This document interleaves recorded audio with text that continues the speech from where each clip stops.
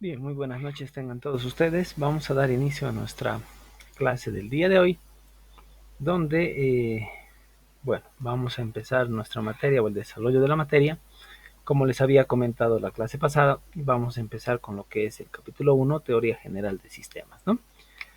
Voy a desglosar, he hecho una presentación para desglosar lo que es la Teoría General de Sistemas, desde la visión y desde la propuesta del precursor de esta teoría, ¿no? Que es Ludwig von Bertalanffy.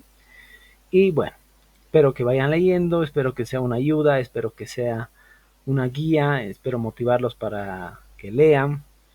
Como les había comentado, es un poco ampuloso, un poco pesada esta materia porque es teórica.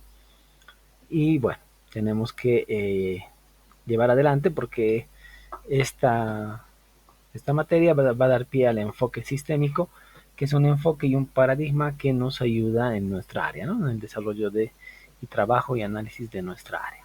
Entonces empezaremos. Bien, entonces tenemos que ver lo que es la teoría general de sistemas. Empecemos. ¿Cuál es el objetivo que busca o cuál es el objetivo que plantea la teoría general de sistemas? Hay un objetivo. ¿Por qué? Porque todo tiene un objetivo, una razón de ser, un para qué y un por qué se está utilizando o implementando, ¿no? Entonces la teoría general de sistemas tiene el objetivo de tratar de evitar la... Voy a cambiar a pluma. Tratar de evitar la superficialidad científica que ha estancado a la ciencia. No estamos hablando de los años 60 porque estaba estancada la ciencia, se parceló demasiado la ciencia. ¿Qué significa que se parceló? Que había solamente ciencias puras naturales. ¿Cuáles son las ciencias puras? Son matemáticas, física, química y biología. Matemáticas, física y química. ¿Cuáles son las ciencias naturales? La medicina y la biología, ¿no? Entonces había eso. Y había una necesidad, y hay una necesidad, y nosotros somos el fruto de esa necesidad de, ¿por qué digo nosotros? Porque ustedes que están en el camino de la ingeniería de sistemas, y nosotros que trabajamos en el área de ciencias de la computación, porque todas las ingenierías, eso sí, sin excepción, absolutamente todas las ingenierías son ciencias aplicadas, ¿ok? Por eso es que anteriormente, hace muchos años atrás, todavía yo no ingresé a la universidad, la facultad se llamaba Facultad de Ciencias Puras y Naturales. Hubo una transformación. ¿Por qué hubo una transformación? Porque solamente se impartía clases de matemáticas, el departamento de matemáticas, departamento de física, departamento de química y departamento de biología. De ahí surgió la necesidad y empezaron a aparecer las primeras ingenierías, que eran ingeniería mecánica e ingeniería industrial. Pero la esencia de la formación de cualquier ingeniería en el mundo es la esencia, el origen o la génesis es la ciencia aplicada, ¿no? Entonces, apoyado por la visión de Bertalanffy, ¿no? Entonces, ¿qué era? Estábamos estancados y necesitábamos tener diferentes caminos. Se necesitaba tener diferentes caminos. ¿Por qué? Porque la ciencia iba avanzando, necesitaba avanzar, mejor dicho, y avanzaba o necesitaba avanzar en diferentes aristas, diferentes caminos. Es por eso que actualmente, si ustedes revisen los documentos de la facultad que están colgados en internet, van a poder encontrar que tenemos 12 o 13, se ha creado creo a principios de este año otra carrera, no estoy seguro de eso, la de biotecnología, 12 o 13 carreras, perdón, 12 o 13 ingenierías, ¿no? Que son las ciencias aplicadas. Entonces, un pasito que se dio con con el desarrollo de la ciencia fue la teoría general de sistemas, que nos ayudó y nos allanó el camino para que podamos trabajar en nuestra área, que es el análisis sistemático, ¿no? O análisis de sistemas, enfoque sistémico, o sea, da pie a muchas situaciones, a mucho que ver, ¿no? Entonces, hubo la idea y aparece un enfoque. ¿Dónde está? Aquí está, un enfoque. ¿Cuál es el objetivo de este enfoque? Busca la convergencia de las ciencias básicas. ¿Qué significa convergencia? Que se vaya utilizando en diferentes áreas. O sea, la matemática pura, así solita la matemática pura, no, no tenía muchas aplicaciones. Entonces necesitaba converger en otro tipo de ciencia, que en realidad son las ciencias aplicadas, y de ahí se iba a desencadenar el desarrollo de la ciencia. Por ejemplo, ¿qué teníamos? Por eso es que lo he hecho así, de diferentes colores y diferentes caminos. Lo que les decía, el conocimiento estaba completamente parcelado. Fíjense, teníamos la astronomía también es otra ciencia, la química, las matemáticas, la biología, esto es parte de la física, ¿no? Gravedad, el arte, o sea, todo estaba completamente separado o parcelado, ¿no? Entonces, y de ahí nace un término que también en la universidad, en nuestra universidad se cumple, se utiliza y se aplica, que se llama matricialidad. ¿Qué es el término de matricialidad? Evita esta segmentación o este parcelamiento del conocimiento. Bueno, tal vez ustedes de sistemas no sé, pero en la facultad, digo no sé porque no doy cálculo en la carrera, doy cálculo en otras carreras, y me pasa que tengo grupos, por ejemplo, cálculo 1, tengo grupos de civil, eléctrica, química, alimentos. O sea, tengo un mismo grupo con diferentes carreras. Eso significa no parcelar el conocimiento y utilizar o aplicar una matricialidad. ¿De dónde sale? De la teoría general de sistemas ese concepto. ¿Por qué? Porque si bien las matemáticas son únicas, se puede compartir para todos, porque no hay un cálculo 1 para sistemas. ¿Por qué? Porque no tiene un enfoque para sistemas, son matemáticas que nos ayudan a razonar. No existe un cálculo 1 solamente para civil, o un cálculo que se dé para física, no hay un cálculo para físicos, el cálculo es único, ¿no? Entonces se puede utilizar, y bueno, se ha empezado a utilizar, y es de manera transparente que ustedes lo están viendo, pero ahora vamos a ver de manera detallada. Entonces hubo una explosión del conocimiento y todo lo demás, y nació o dio origen a esa explosión a un enfoque. ¿Qué enfoque es? El enfoque de sistemas. ¿Por qué se llama enfoque de sistemas? Porque este enfoque a nosotros nos ayuda, nos guía a trabajar ¿en qué? En diferentes partes del conocimiento y en una ciencia aplicada en específico. Para esto pongo un ejemplo nuestra propia carrera. Y siempre pongo ejemplos que ustedes pueden corroborar, ustedes pueden ver en todo momento y todo ello. ¿Qué es ese ejemplo? Su malla curricular. Ustedes agarren su malla curricular, bueno, supongo que la deben tener a mano. Toda malla curricular tiene diferentes formas de analizarse y diferentes enfoques de análisis. ¿Qué les puedo decir? A ver, una malla curricular, por lo general, se divide en tres. Digo por lo general porque ahorita les explico después cómo se puede analizar de diferente manera y lo vamos a hacer. Se analiza en los primeros 3 semestres, que son los semestres de formación, así se llama. ¿Por qué se llama formación? Porque ustedes ven matemáticas, ven álgebra, ven programación, ven física y ven, bueno, no he visto últimamente la malla, yo llevaba química y porque yo soy también titulado de San Simón. Entonces son los primeros semestres de formación. ¿En qué? En las matemáticas, física, que es el razonamiento. Inglés también se llevaba para el idioma. ¿Por qué se lleva inglés en nuestra carrera y no en otras? Porque la información que tenemos sobre frameworks, lenguajes, patrones, absolutamente de todo de nuestra área, lo último está en inglés, ¿no? Y la tecnología va cambiando. Entonces es la etapa de formación. Luego viene la etapa de consolidación de conocimientos, que es la etapa de consolidación de conocimientos de cuarto a séptimo semestre. Ahí ustedes ven bases de datos, ven redes, ahí ven ustedes esta parte de sistemas, que es con un enfoque con el cual ya tienen que ir pensando y su modo de vida va a ser esto, porque es un patrón de análisis general, es un patrón de análisis que ustedes van a tener no solamente en el área de sistemas. Se llama un patrón de análisis integral porque vemos todas las posibles soluciones, los elementos que se entrelazan entre sí y todo lo demás, ¿no? Entonces, esa es la segunda etapa. Y la tercera es la etapa de especialización, que es de octavo a décimo semestre, ¿no? Ahí ustedes ya se desencadenan por el desarrollo de software para sistemas móviles con infraestructura, redes, sistemas operativos, inteligencia artificial con domótica y todo lo demás, ¿no? Entonces se van especializando.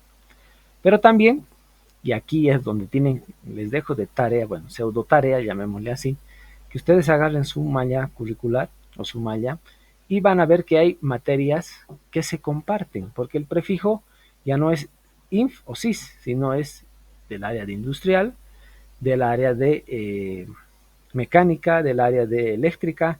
Entonces se van a ir dando cuenta. Y eso es la percepción del análisis en el área educativa o en el sentido educativo del enfoque sistémico. ¿Ok? ¿Por qué? Porque ya no se parcela, sino se comparte y se vuelve matricial. Entonces, ese es un pequeño ejemplo que les puedo dar de cómo ustedes ya están viendo, trabajando y viviendo el enfoque de sistemas. ¿Ok? Ese es un ejemplo que quería darles, porque ustedes van a ir chocando, bueno, se chocan durante 10 semestres, se van a chocar con su malla curricular. Otro ejemplo que voy a utilizar para dar varias características también más adelante dentro de nuestra materia es nuestro WebSys, ¿no? Les voy a ir dando ejemplos y bueno, de acuerdo a lo que vayamos avanzando. Bien, entonces este enfoque, mi cursor aquí está, este enfoque de sistemas se encuentra sostenido por dos grandes pilares. Y estos dos grandes pilares ustedes ya los conocen, ya los ya han tenido experiencia con ellos. Bueno, digo experiencia porque la materia de sistemas es de cuarto semestre y se tiene un aporte desde primer semestre en estos pilares. ¿Cuáles son? El primer aporte es el aporte semántico y el segundo es el aporte metodológico. Empecemos. El aporte metodológico, ustedes tienen una materia específica en primer semestre que se llama metodología de la investigación y comunicación. ¿Qué les han enseñado ahí? Supongo que han partido de la base del método científico, sus derivaciones, cómo realizar procesos de investigación, qué pasos se tiene, qué actividades, qué paradigmas, qué métodos se pueden ir utilizando y aplicar, ¿no? Entonces, eso supongo que han debido ver. Bueno, eso es lo que se debería haber visto en esa materia. Entonces, ya saben, ya han visto y ya tienen alguna experiencia con lo que son los aportes metodológicos. Vámonos al otro, un aporte semántico. ¿Alguien me puede decir que esto lo han visto en Introducción a la Programación? Eso, bueno, les advierto, bueno, no les advierto, les aclaro. ¿Me puede decir qué es la semántica antes del aporte semántico?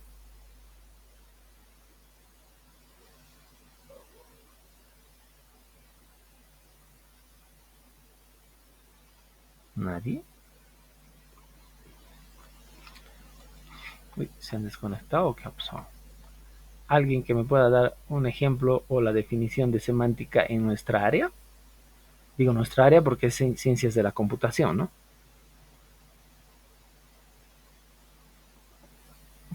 ¿Alguien? ¿Se acuerda? En Introducción a la Programación, bueno, les digo eso porque hace muchos años atrás yo daba eso y les explicaba a mis estudiantes que cuando ustedes realizan procesos de desarrollo de software tienen que echar mano de dos elementos en su programación. ¿Cuáles son esos dos elementos? La sintaxis y la semántica. La sintaxis, que esa la viven y todo lo demás con sus frameworks, supongo algún framework utiliza o alguna herramienta IDE, que es la forma en la cual el lenguaje de programación que están utilizando o aplicando se tiene que ir desglosando, ¿no? O escribiendo. Esa es la sintaxis. Y la semántica, me voy a mi diapositiva. La semántica o el aporte semántico, bueno, partamos de la definición de semántica y de lo que se acuerdan o lo que yo me acuerdo, por ejemplo. La semántica no, es una parte del lenguaje o de la lingüística, eso sí me acuerdo bien clarito. Y es la encargada de estudiar, de manejar lo que es el verdadero significado de las expresiones lingüísticas, ¿no? Y en este caso de expresión. O sea, tenemos que saber cómo declarar variables, cómo hacer bucles y tenemos que saber escribir y saber lo que significa, ¿no? Por eso es que, si ustedes se acuerdan, un pequeño ejemplo de las condicionales y de los bucles que les han debido dar en Introducción a la Programación era que no tenían que entrar en un bucle infinito. ¿No es verdad? Entonces, eso es un aporte de la semántica. ¿Por qué? Porque si bien va a estar la sintaxis correctamente, el otro aporte que es la semántica es lo que significa y lo que debería verse en el código, o lo que debería representar el código fuente, ¿no es verdad? Entonces, eso es el aporte semántico. Por tanto, ¿dónde está? Los que son llamados especialistas manejan su propio lenguaje, es decir, hablan según la sintaxis de la ciencia que estudian. Y eso lo van a poder ver ustedes, lo van a poder ver, lo van a poder apreciar y vivir cuando se reúnan ustedes o se reúnen con sus amigos y tienen o están estudiando diferentes carreras. ¿Qué significa que están estudiando diferentes carreras? Que el lenguaje que ya van a utilizar, incluso el lenguaje coloquial que ya se utiliza, va hacia esa área. Y ustedes también se van a dar cuenta con sus familiares y todo lo demás, van a empezar a tener un lenguaje técnico. No digo que hablen con palabras técnicas de lo que están haciendo, sino es un lenguaje técnico que nos volvemos pragmáticos. ¿Qué es volvernos pragmáticos? Y no solamente ustedes, yo, todo el mundo que estudia ingeniería, cualquier tipo de ingeniería, nos volvemos pragmáticos. Porque los ingenieros somos eso, somos una aplicación de ciencias puras. Entonces nos volvemos, para nosotros es 1-0, es número, se puede medir. Entonces, eso es el pragmatismo, ¿no? Ir al punto. Entonces, a eso se refiere con lo que dice que los llamados especialistas manejan su propio lenguaje. Entonces, ¿dónde está el problema? Porque esto de que manejen cada persona con su especialidad tiene un problema o acarrea un problema. ¿Y qué nos dice? Que si dos especialistas de diferentes ramas o áreas hablan según su propio lenguaje, se crea un problema de comunicación. ¿Por qué? Porque este habla como ingeniero y este otro habla como médico. Entonces, desde el punto de vista, la forma que se expresan, el lenguaje que utilizan, no llegan a entenderse. Entonces, este es otro motivo, esta es otra razón por la que la teoría general de sistemas aparece, ataca y nos dice, nos dice que cómo actuar, cómo pensar, cómo manejarlos, ¿no? Entonces hay una explosión. Ese enfoque de sistemas lo que hace es explosionar. Pero esto es una analogía que hago yo. ¿Por qué digo que hace explosionar? Porque disgrega, es como si yo pongo la analogía de romper un vaso para esto. ¿Qué significa? Que podemos romper dos vasos en uno de diferentes colores. Podemos llegar a armar, pero no vamos a armar completamente, pero vamos a necesitar algo que nos una. Entonces, ese es el enfoque sistémico. Por tanto, nos dice que para solucionar estos inconvenientes se pretende y se ha introducido una semántica científica de utilización universal, que significa palabras comunes de acuerdo a las diferentes ciencias. ¿Ok? Entonces, por ejemplo, variable. Es la primera palabra que es de uso universal con la misma semántica. Variable para un matemático es algo que cambia. Puede ser un X, un Y la notación, pero va variando. O sea, no sabemos el valor que tiene. Puede tener, si hacemos recuerdo un poquito de cálculo 1, puede ser un número real. ¿Qué significa que sea un número real? Les hago un poquito de recuerdo lo que han debido ver en cálculo 1. Si estamos hablando de números reales, estamos hablando de que puede ser positivo, negativo, puede ser un número racional, puede ser un número irracional, puede ser un número natural, puede ser un número entero positivo, un número entero negativo, puede ser un número trascendental. O sea, se dan cuenta. Entonces puede ser cualquiera de ese tipo. Eso es para lo que significa para el matemático. Variable para un psicólogo, ¿en qué consiste? Por ejemplo, dicen tiene una personalidad variable o variante, que algunas veces es tranquilo, algunas veces es sulfúrico, o sea, que va cambiando en el tiempo. Fíjense, la semántica universal se va utilizando en diferentes áreas. ¿Qué es variable para un ingeniero civil? Un ingeniero civil, una variable, por ejemplo, una variable de carga de un puente, es que ese puente va a funcionar tranquilamente para vehículos livianos, transeúntes, vehículos pesados y vehículos de carga hasta cierto tipo de carga. Entonces va a ir variando porque sabemos que en un puente no van a pasar y se van a quedar todo el tiempo ahí, ¿no? Entonces se llama variante porque va circulando y va siendo distribución de carga variable también, ¿no? Entonces, esos son pequeños ejemplos que quería decirles que se introduce, se establece lo que es una semántica universal. ¿Ok? Eso es lo que quería decirles de lo que significa lo que significa la semántica universal que se introdujo, ¿no? Continuamos. Perdón, me he ido atrás. Entonces, veamos qué definición podemos tener nosotros de sistema. Tenemos que tener definiciones de sistema. Hay diferentes tipos de autores que tienen diferentes tipos de definiciones, pero vamos a ir armando nosotros nuestra propia definición de sistema, porque tenemos que partir de eso, tenemos que saber qué es un sistema, cuál es su definición, cómo se comporta, cuáles son las propiedades, todo eso vamos a ir viendo durante toda la materia. Entonces nos dice una primera definición, que un sistema, no, aquí está, que un sistema para nosotros no es nada más ni nada menos que un conjunto de partes. Tenemos que verlo así. Que realizan para crear un todo unitario y complejo. Ahora, yo les voy a mostrar un gráfico que lo utilizo en diferentes materias. Me sirve para diferentes tipos de explicaciones y me sirve tranquilamente para poder demostrar, denotar lo que es un sistema.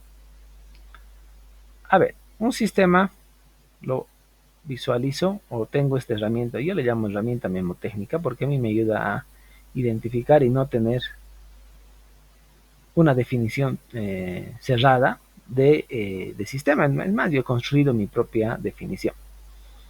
A ver, un sistema, primero, nos dice que es un conjunto de partes. Entonces aquí hay un conjuntito de partes. Para mí es eso. Este conjunto de partes, voy a cambiar de color, están interconectadas entre sí. ¿Ok? Y tienen un fin en común. Eso es la definición de sistemas. Pero este sistema tiene entradas, tiene procesos, que es todo lo que se realiza aquí adentro, y tiene salidas, ¿no es verdad? Y posteriormente, también, fíjense, esto es muy importante la anotación, hay una flecha que sale antes de la cabeza de la salida. ¿Qué es esto? Que es la retroalimentación.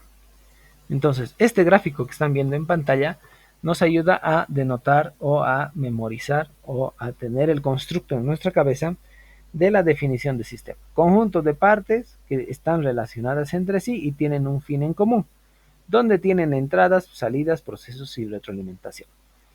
Veamos cada uno de ellos, expliquemos mejor dicho cada uno de ellos. ¿Qué son las entradas? Y esto lo vamos a ir viendo más adelante también. Más a detalle. Las entradas para nuestro caso específico de nosotros, digo de nosotros porque somos profesionales, vamos a ser ingenieros de sistemas, pueden ser diferentes cosas. Primero, pueden ser datos, puede ser información, pueden ser documentos, pueden ser comportamientos, pueden ser señales. Cuando me refiero a señales es cuando estamos ya enfocándonos al área de telecomunicaciones, señales digitales, señales analógicas, no sé, el medio por el cual, entonces todo eso es una entrada. En el proceso que se hace, se tiene que transformar esa entrada. Y es algo lógico. ¿Por qué? Porque tiene que trabajarse, procesarse acá para que en la salida tengamos algo diferente a la entrada. ¿No? O sea, si la entrada es lo mismo que la salida, hay un problema. ¿Por qué? Porque es como si metiéramos maderas a una carpintería y queremos que salga sillas y mesas. Y el carpintero después de una semana nos llama, ya está todo, vamos a la carpintería y nos dice aquí está, y nos entrega la misma madera que le hemos entregado en bruto. Entonces, eso no es un proceso. Entonces, por eso tienen que darse cuenta que las entradas tienen que ser siempre, eso sí es tácito, siempre tiene que ser diferente a las salidas. ¿Ok? Siempre va a ser, bueno, siempre debe ser de esa manera. Ahora, ¿dónde, cuándo y en qué condiciones o bajo qué condiciones se tienen que hacer o se pueden realizar las retroalimentaciones? Por eso les decía, la flecha sale antes de la cabeza de la salida. ¿Por qué? Porque hay varias condiciones. La primera condición es que no todas las salidas pueden irse a la retroalimentación. Ejemplo, si nosotros estamos haciendo sillas en una carpintería, no es lógico, no es bajo ningún tipo de circunstancia y bajo ninguna condición, no es lógico que todas las sillas que nosotros realicemos estén mal y tengan que mejorarse, pasar por el proceso de mejoramiento. De 100 sillas que haya una que esté dañada, no hay problema. Por eso es que la flecha sale antes de la cabeza. ¿Por qué? Porque se puede dar el caso que algo esté mal, que algo esté dañado y se tenga que volver a realizar o volver a corregir. Lo mismo pasa con nosotros, por ejemplo, en el desarrollo de software.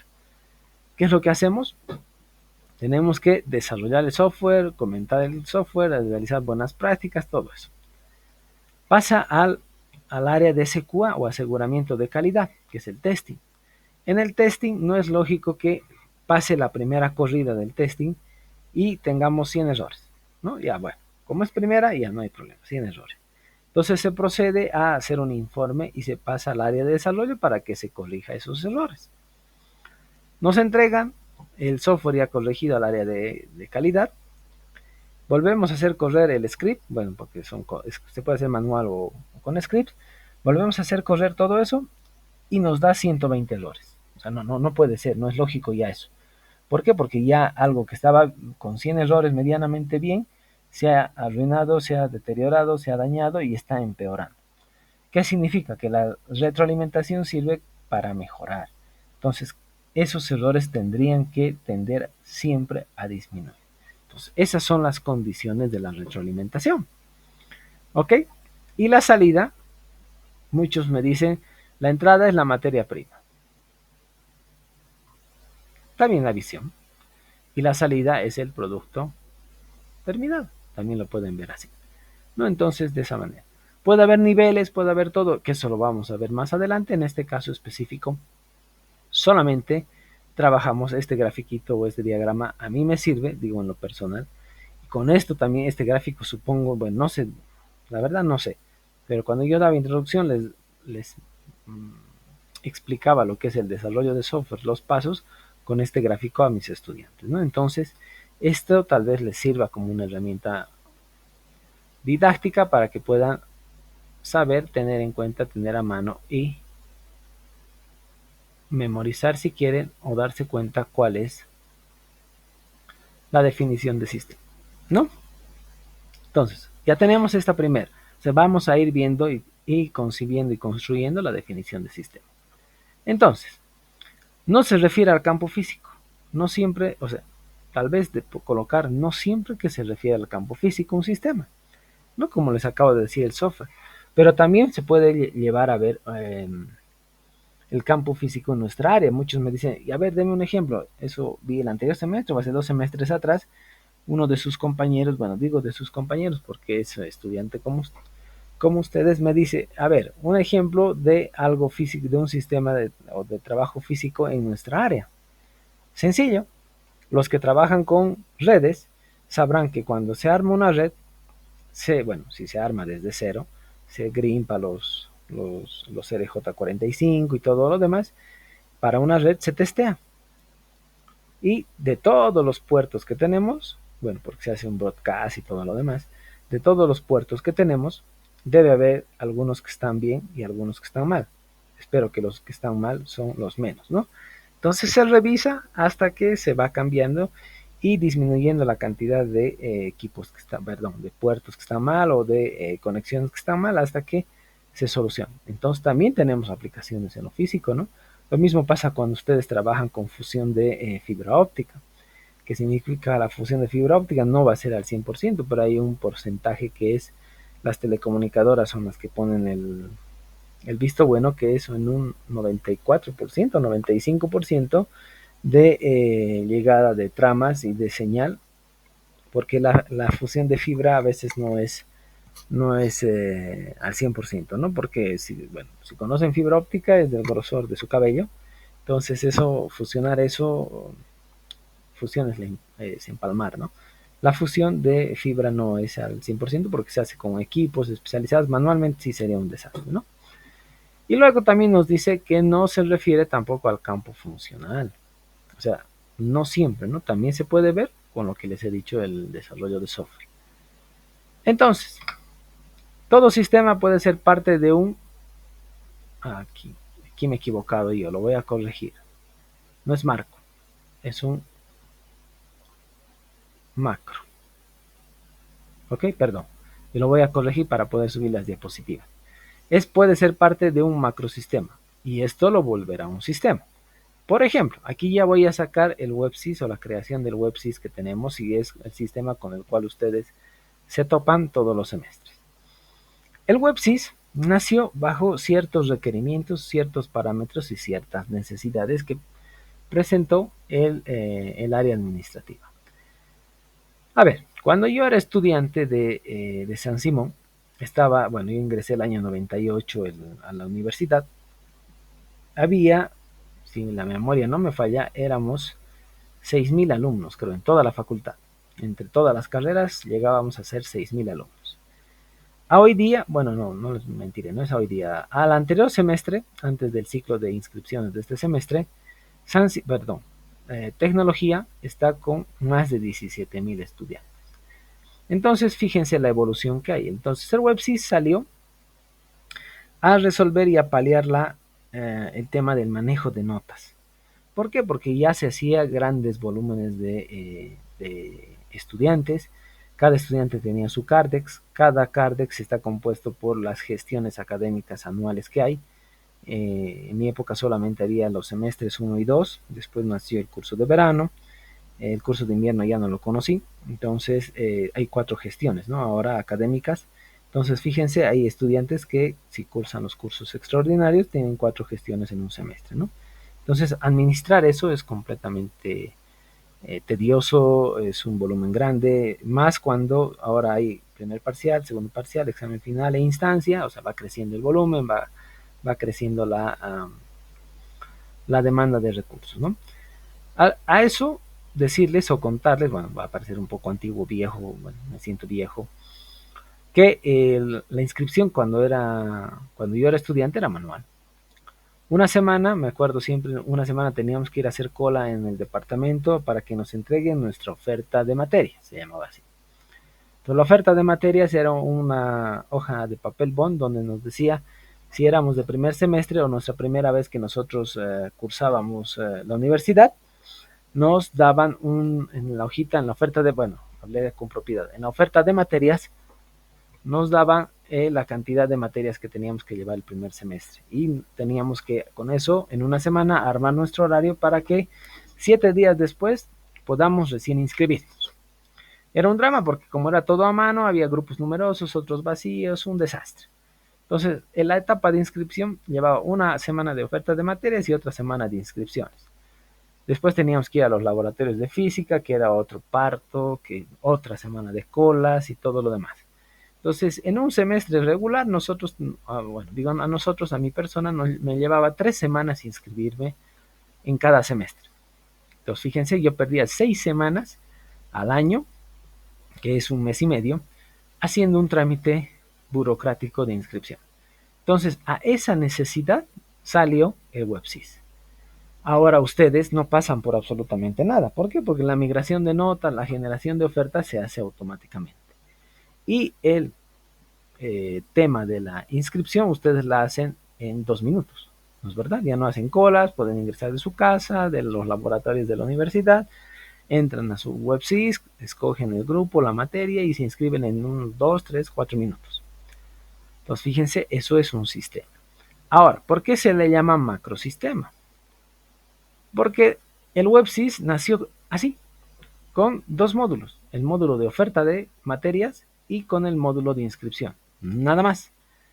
Luego salió la necesidad de automatizar y de que el estudiante pueda ver su Cardex. No necesita a final de semestre otro papel, porque imagínense, eran 6.000, 7.000 estudiantes, había que imprimir 7.000 hojas, siendo optimistas, por semestre. O sea, era una barbaridad de papel también. Entonces nació la necesidad del Cardex. Entonces se migró todo lo que se tenía en papel a un Cardex. Primero era en disquetes, después en CDs, o sea, hubo varias evoluciones para automatizar, ¿no? Y ustedes puedan tener acceso a su Cardex en cualquier momento. Entonces salió eso. Luego de eso salió la forma de realizar backups o mantener la información. Entonces, otro módulo de backup. Luego nació, y así sucesivamente, les voy a mostrar, mejor les muestro. Ahí nació, aquí voy a entrar al WebSys. Ahí nacieron varios módulos. Fíjense, ¿qué quiero mostrarles? Aquí tienen información de la universidad, muy básica. Luego hay un módulo para las autoridades. Tenía que haber un módulo para que las autoridades puedan realizar un control, seguimiento y todo lo demás. Aquí está el módulo de los docentes, que enseguida voy a entrar, si no. Los estudiantes, bueno, ustedes como estudiantes que ya sabrán mejor que yo. Luego tiene los usuarios del sistema, que son los usuarios de los CPDs. ¿Qué son los usuarios de los CPD? Los usuarios de los centros de procesamiento de datos. Los postulantes que están queriendo ingresar a la facultad y todo lo demás, ¿no? Entonces nacieron, fíjense, son todos estos módulos. Entonces un sistema que nació con la idea de manejar notas, empezó a tener varios módulos. Y dentro de estos, por ejemplo,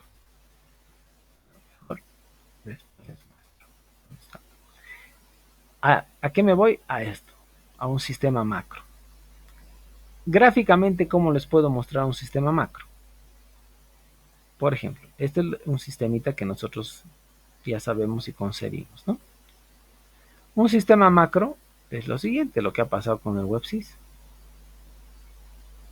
Que viene algo con nuevos requerimientos, se sigue utilizando lo que se desarrolló antes, pero se tiene, o si quieren, un módulo más grande. Y esto puede ser, yo le llamo de carácter infinito. ¿Por qué de carácter infinito? Porque puede venir otros requerimientos y tener otras prestaciones y así sucesivamente, pero se sigue trabajando con lo que se tenía. Entonces, esta es la concepción de macro, que un sistema inicialmente pensado, inicialmente diseñado como algo pequeñito, va a ir adicionando y va a ir creciendo. Entonces se va adicionando cada vez más cosas y va creciendo, como el WebSys, que es algo sumamente grande que se va manejando, y vamos a ver algunos módulos posteriormente que les voy a mostrar en cada uno de los usuarios, ¿no? Ustedes pueden ver su Cardex, su horario, sus notas. Yo solamente veo una interfaz muy básica del WebSys. Por ejemplo, el primer parcial me aparece la lista con las casillas y ya. Luego el segundo parcial me aparece igual las casillas, pero ya no veo el primer parcial, solamente puedo subir segundo. Y después final, de igual manera, solo el final, después la instancia, solo la instancia de los habilitados, o sea, sucesivamente. Esa interfaz no la tienen ustedes, la tengo solo yo. Si no, no tendría razón de ser de un módulo aparte, ¿no? Entonces, y así sucesivamente, lo que quiero explicar es que cómo deben entender y cómo deben concebir el concepto de macrosistema, ¿no? Voy a cambiar esto, me equivoco. Bueno, debe ser un error de dedo. Es macro, no marco. ¿Ok?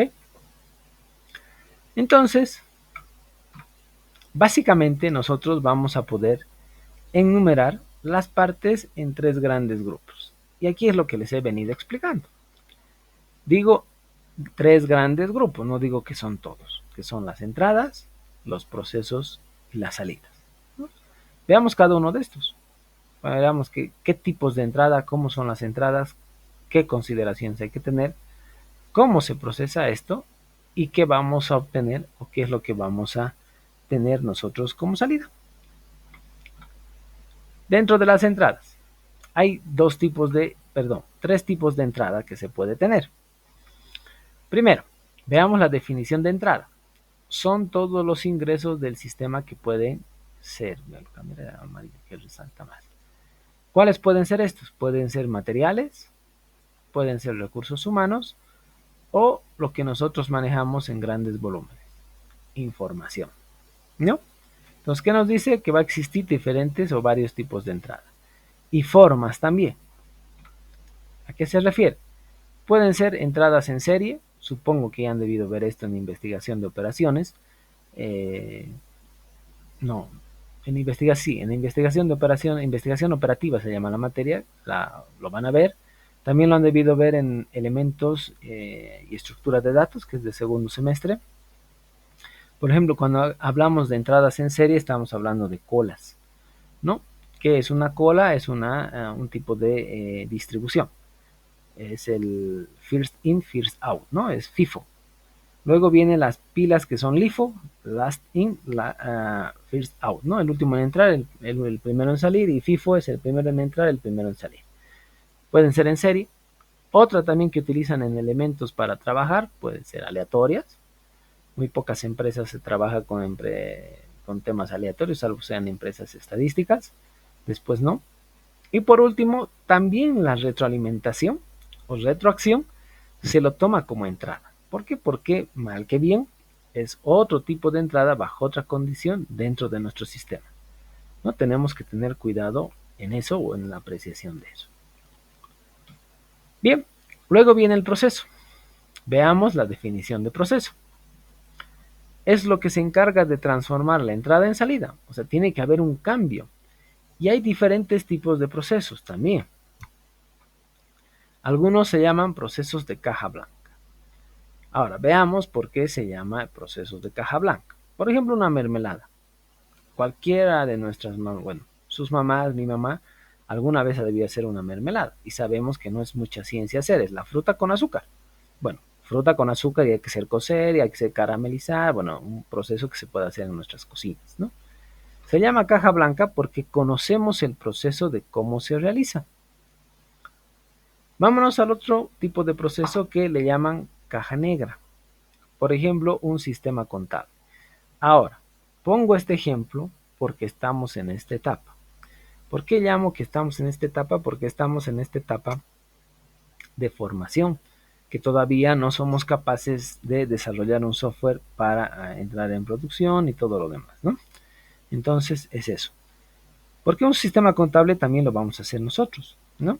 O sea, ¿qué digo que un sistema contable también lo vamos a hacer nosotros? Porque no significa que, aquí ya voy adelantando también ciertas apreciaciones, no significa que nosotros también vayamos a ser contadores para poder desarrollar un sistema contable, no.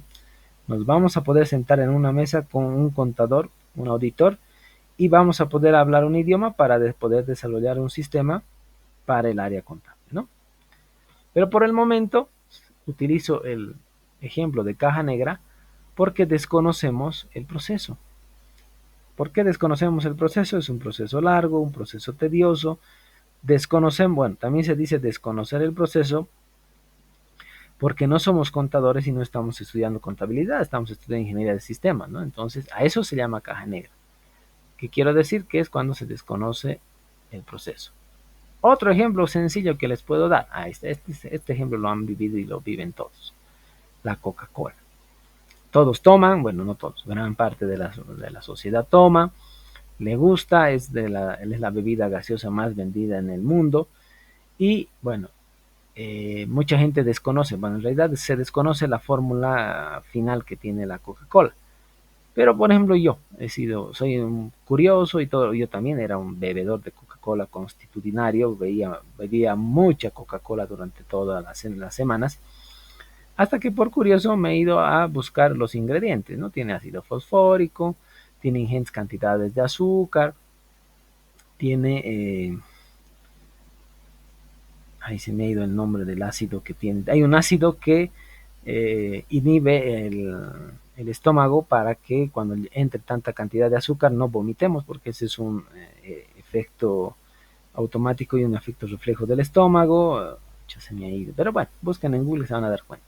Entonces es un ejemplo de caja negra porque desconocemos qué es lo que tiene y todos lo consumen, incluso he visto a bebés, ¿no? Que les dan en su mamadera. Entonces, eso es un proceso de caja negra. Quiero que lo tengan en cuenta como ejemplo para que ustedes se vayan dando cuenta de eso, ¿no? Bueno, como ejemplo. Luego, en las salidas, tenemos que saber ver y dominar o tener en cuenta qué es una salida, o tenemos que saber qué es una salida. Para nosotros una salida es el resultado de nuestro sistema o del proceso o del procesamiento de nuestro sistema. Después, ¿y se realiza cuándo? Después de procesar las entradas, ¿no? Entonces hay que ser conscientes de eso. Ahora, dentro de las salidas, ¿qué tipos de salidas hay? Hay diferentes tipos de salidas. Podemos tener salidas como producto, que no es nuestra área, O sea, nosotros no trabajamos, bueno, no sé si está bien dicho o mal dicho, no trabajamos en el área de manufactura, sino que automatizamos eso, ¿no? Entonces hay que tener un poquito de cuidado en eso. Entonces, no trabajamos específicamente en eso del producto, ¿no? También podemos tener, pero un producto para manejar como interconexiones, que significa ver en una red, trabajar en una red y todo lo demás, ¿no? Aquí sí ya trabajamos, porque los que deseen, los que quieran trabajar y todo lo demás, en el área de infraestructura, se le llama infraestructura porque es el trabajo que se hace en redes, es el trabajo que se hace en servidores, se tiene este tipo de producto. O los que les gusta el área de desarrollo. También tenemos como producto información. ¿Qué tipo de información? Nos llega un tipo de información y trabajamos transformando esa información. ¿Ok? O sea, tenemos que trabajar con esa información o tenemos que tener cuidado con esa información. Fíjense, por eso he colocado ese gráfico para que ustedes se den cuenta y todo lo demás, que trabajamos conectados con diferentes lugares y dónde está nuestro fuerte, aquí, en nosotros, ¿no? Entonces, esos pueden ser ejemplos de entradas, producto, transformación y salida. Veamos un pequeño ejemplo para que se puedan dar cuenta de las características de un sistema y cuáles son los elementos que tienen o los elementos que pueden tener o cómo debemos concebir este sistema. Bien, veamos las características de un sistema. Vamos a ver primero las características y luego un ejemplito sobre esto. Primero, un sistema tiene que tener un objetivo del sistema total o un objetivo general. ¿Qué es el objetivo? Es una acción, o sea, tenemos que saber qué es lo que va a hacer nuestro sistema. Luego viene el ambiente del sistema, donde se va a desarrollar ese sistema. Posteriormente vienen los recursos del sistema, que vamos a utilizar para realizar ese sistema. Luego vienen los componentes del sistema, quiénes participan, qué elementos participan para la elaboración de ese sistema. Y por último viene la administración del sistema para hacer el mantenimiento, el seguimiento y absolutamente todo en el sistema. ¿Ok? Entonces, esta es la forma genérica o la forma general que ustedes pueden ver de las características de los sistemas. ¿Ok? Veamos el ejemplo. ¿Cuál es el objetivo del sistema? Yo les doy como tarea hacer una mesa. ¿No? ¿Cuál sería nuestro ambiente? Ahora, por definición, el ambiente es donde se va a realizar la mesa. Se va a hacer en una carpintería. No creo que se haga en una cerrajería, en una chapería de autos, en mi patio trasero, si no tengo herramientas. Se tiene que saber dónde se va a elaborar, en este caso la carpintería. Para nuestro ejemplo, ¿cuáles van a ser los recursos de nuestro sistema? Las herramientas. O sea, si ya tenemos el ambiente que la carpintería, necesitamos herramientas, ¿no? Si yo tengo solamente lápiz y papel, no voy a poder hacer. No tengo con qué cortar, con qué clavar, con qué asegurar, con qué pegar, o sea, absolutamente todo. Una vez que ya tenemos eso, tenemos que identificar cuáles son los componentes de nuestro sistema. ¿Qué componentes va a, en pocas palabras, qué componentes, lo voy a hacer así, va a utilizar y necesitar todo esto para hacer nuestra mesa? En pocas palabras, el carpintero, ¿no? Trabajando. Si no hay carpintero y tenemos todo, no se va a poder llegar a hacer eso. Entonces el carpintero es el que va a hacer nuestra mesa. ¿Cómo vamos a ver y llevar adelante la administración del sistema? Fácil, a través del plano de la mesa. ¿Por qué? Porque la mesa tiene que tener un fin. Cuando hablamos de que la mesa tiene que tener un fin, tiene que ser, bueno, puede ser mesa de té, puede ser mesa de comedor, mesa en redonda para 2 personas, puede ser una mesa comedor de 12, 14, 16 personas, no sé, o sea, tenemos que saber, y ahí está en un plano. Y para nuestro caso es la documentación o el código documentado. ¿Para qué? Para que se documente el código, para que se pueda hacer mantenimiento. Y muchas veces o muchísimas veces el mantenimiento del software no lo hace la misma persona que ha desarrollado, lo hace otra. Entonces es por eso que les pongo como ejemplo el plano de una mesa. ¿Ok? Relaciones. Esto vamos a ver la siguiente clase porque hay que ver otro tipo de cosas para relaciones. Ahí, antes de eso, ¿alguna pregunta, duda o consulta de lo que han visto en este momento para que la siguiente clase supongo que vamos a terminar las diapositivas y las imprimo en PDF y se las subo, ¿ok? Pero toda esta información es un resumen de lo que ustedes están bueno, de lo que ustedes tienen, es el término correcto, en su libro de Teoría General de Sistemas y en algo de lo que es Ingeniería de Sistemas, que es lo que tienen colgado en la plataforma. ¿Alguna pregunta, duda o consulta?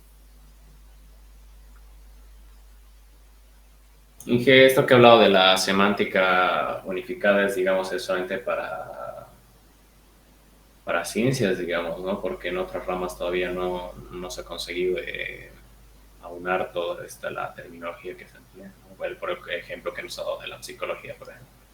Claro, pero en nuestra área sí. Por ejemplo, cuando ustedes quieren declarar una variable, nosotros sabemos que las variables varían, ¿no? Esa es la definición casi exacta de lo que es variable. Por ejemplo, una variable en nuestro caso puede ser de tipo entera, puede ser real, puede ser una variable también tipo cadena. Entonces, fíjense, por eso es el concepto de variable. Entonces, para nosotros sigue siendo o sigue teniendo el mismo concepto, va variando. ¿Ok? O sea, por eso es semántica, que lo que nosotros decimos tiene que significar, perdón, decimos y escribimos tiene que significar lo real.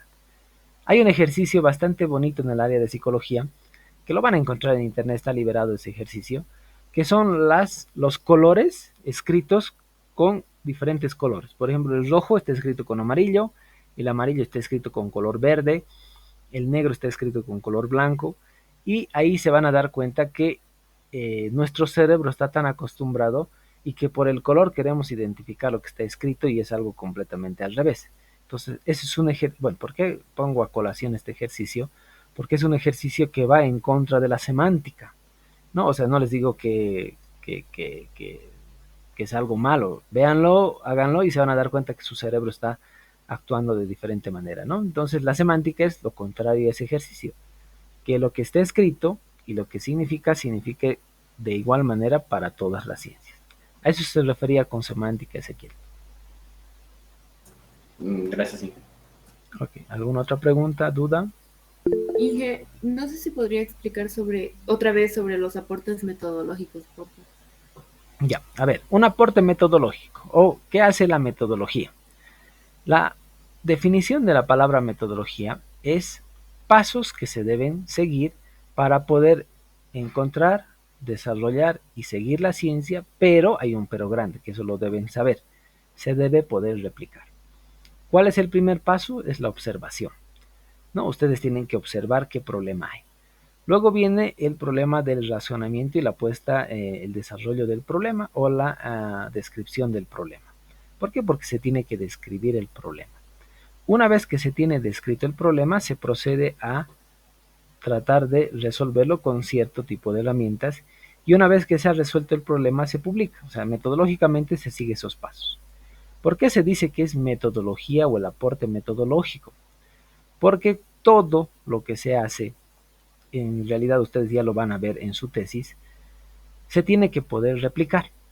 ¿Qué significa poder replicar? Y ese es si quieren, el último paso para cerrar el eslabón de que tiene que ser un bucle circular. ¿Por qué se tiene que poder replicar? Porque digo yo, al revisar una tesis, tengo que ver las condiciones, la descripción, qué pretendían resolver, cómo han analizado, y yo en algún momento tengo que poder replicar eso. A eso se le llama metodología de la investigación, porque son pasos que se tienen que seguir. Ahora, también ahora está en boga las metodologías de desarrollo ágil. Eso es algo completamente diferente a la metodología de investigación. No completamente diferente al 100%, sino que la metodología se la utiliza. En pocas palabras, las metodologías ágiles son pasos que deben seguir para poder desarrollar software en corto tiempo. Bueno, las ágiles, ¿no? Entonces, ese es el aporte metodológico. Pasos que se tienen que seguir para poder llegar a un buen fin. A eso se refiere con el aporte metodológico, Teresa, ¿no? Entonces, por eso les decía, han debido ver ustedes en una materia específica en primer semestre, pero ese es el aporte metodológico que se puede, bueno, perdón, que se hace y que se ha hecho a lo que es el enfoque sistémico. En pocas palabras, la madre de toda la metodología, o sea, la madre o el precursor o el padre, como quieran ver, se llama método científico. Pongan en Google método científico, tiene 4 pasitos y esa es la madre de todos los métodos y metodologías de investigación en diferentes áreas. Áreas de salud, ciencias sociales, ingeniería, ciencias puras, es la madre de todas. ¿Ok? Pueden ver eso para revisar. Está bien, dije, gracias. Ok, Teresa. Bueno, alguien levantó la mano y lo ha bajado. No sé si tiene alguna duda más. Ingeniero, disculpe, dijo que el material de las diapositivas es lo que está en el libro de Lubitsch, Teoría General. Bertalanffy, ¿no? Sí, está. O sea, tienen que leer y yo he hecho la presentación haciendo casi un resumen de todo eso, ¿no? Ya, gracias, Inge. Ok, a eso me refería. ¿Alguna otra consulta más?